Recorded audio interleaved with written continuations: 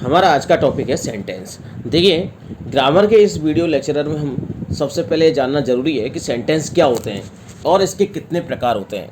यहाँ इस ऑडियो में और वीडियो में हम ये डिस्कस करने वाले हैं, लेकिन उससे पहले मैं आपसे कुछ बेसिक बातें पूछना चाहता हूँ कि इंग्लिश में कितने अल्फ़ाबेट होते हैं। तो आप में से अधिकतर का जवाब होगा 26, लेकिन ये आंसर सही नहीं है। देखिए, किसी भी एक लैंग्वेज में एक ही अल्फ़ाबेट होता है और जिसका अर्थ होता है वर्णमाला।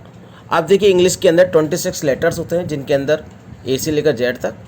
अब इन 26 लेटर्स में 5 वॉवेल्स एंड 21 कॉन्सोनेंट्स होते हैं। देखिए, वॉवेल्स और कॉन्सोनेंट्स। अब हम बात करते हैं वॉवेल्स की।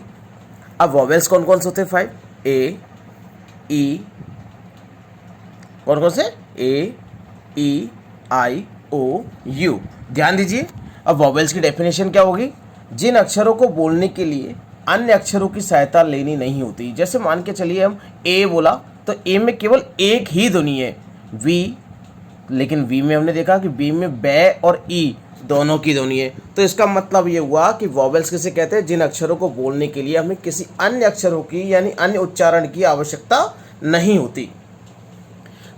आप देखिए, ए ई इनमें आवश्यकता नहीं होती है। अब हम बात करते हैं कॉन्सोनेंट्स की। कॉन्सोनेंट्स होते हैं 21। अब जिनमें हमें अन्य यानी कि स्वरों की आवश्यकता होती है। अब देखिए, स्वरों की कैसे आवश्यकता होगी? देखो, वी तो इसमें ई की मात्रा हो रहा है, C D F G H, तो मतलब सब में कहीं ना कहीं हमें स्वरों की आवश्यकता हो रही है। K L M N P Q R S T V W X Y Z. अब देखिए, इन लेटर्स को बोलने के लिए हमें अन्य लेटर यथार्थ स्वर की आवश्यकता होती है। अब जैसे वी, अब वी का उच्चारण करते समय हमने देखा वे में और ई दो ध्वनि का उच्चारण हो रहा है। अब हम बात करते हैं वर्ड की। अब वर्ड किसे कहते हैं? लेटर्स के समूह को, यानी एक group of letters is called word. अब देखिए, वी, ए और टी, ये 3 लेटर्स से मिलकर हमने एक वर्ड बनाया जिसे हमने कहा वैट, और जिसका अर्थ होता है वल्ला।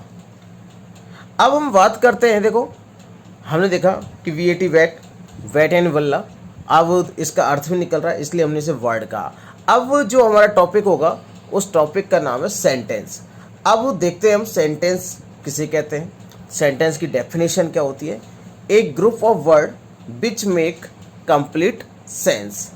एक group of word which makes complete sense is called sentence. ध्यान दीजिए डेफिनेशन, एक group of word which makes complete sense is called sentence. अब देखेंगे हम, जो हमने सेंटेंस की डेफिनेशन बोली है उसका हिंदी अर्थ क्या हुआ कि शब्दों का वह समूह जिसका कोई अर्थ निकलता हो उसे हम सेंटेंस कहते हैं।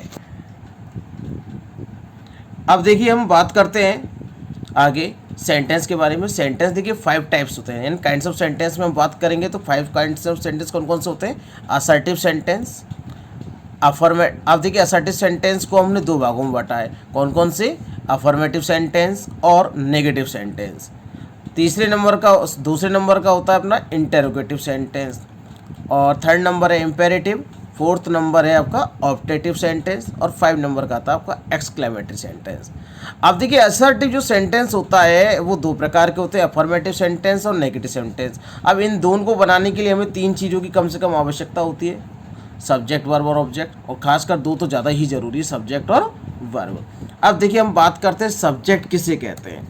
देखिए, सब्जेक्ट किसे कहते हैं? The subject is the person और a thing which performs some action और is associated with the action. यानी कि कर्ता, यानी कि सब्जेक्ट को हम हिंदी में कर्ता कहते हैं। वे व्यक्ति अथवा वस्तु है जो कुछ कर्म करता है या कर्म से संबंधित है। अब देखिए, इसका कोई संबंध होता है वाक्य से बहुत तगड़ा, क्योंकि इसके बिना कोई कार्य संभव भी नहीं है। अब देखिए, कौन कौन से सब्जेक्ट कैन बी नाउन और प्रोनाउन है, जैसे आई, यू, ही, सी, अजय, हिमालय, राम वगैरह आदि। अब देखिए, हमने एक सेंटेंस लिखा है यहाँ पे, Ram is reading book, reading a book. तो राम पुस्तक पढ़ रहा है, तो कौन पुस्तक पढ़ रहा है? राम पुस्तक पढ़ रहा है। तो कौन शब्द से हमने सब्जेक्ट को निकाला। अब हम बात करते हैं वर्ब की। देखिए वर्ब जो होती है वो दो प्रकार की होती है यहाँ पर, एच और एम बी। एच को हम कहते हैं हेल्पिंग वर्ब और एम बी को कहते हैं हम मेन वर्ब। अब देखिए जब हम एच के बारे में बात कर रहे हैं तो हम एच के बारे में बता देते हैं। देखो एच का जो काम होता है वो टेंस निर्धारण करने के काम आता है, यानी कि काल को। They support the main verbs to form the structure of sentence each per specific tense, जैसे is, am, are, was, were, has, have, had, will, shall आदि।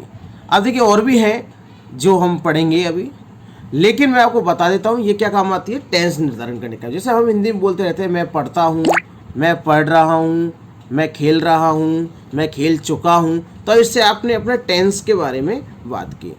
अब देखिए हमने यहाँ पे 3 चीज़ पढ़ी थी कि कोई भी सेंटेंस पढ़ने के लिए हमें ज़रूरी होता है सब्जेक्ट, वर्ब, ऑब्जेक्ट। अब ध्यान दीजिए अफर्मेटिव सेंटेंस में हम सबसे पहले सब्जेक्ट लिखते हैं, उसके बाद वर्ब आएगी, फिर उसके बाद ऑब्जेक्ट आता है।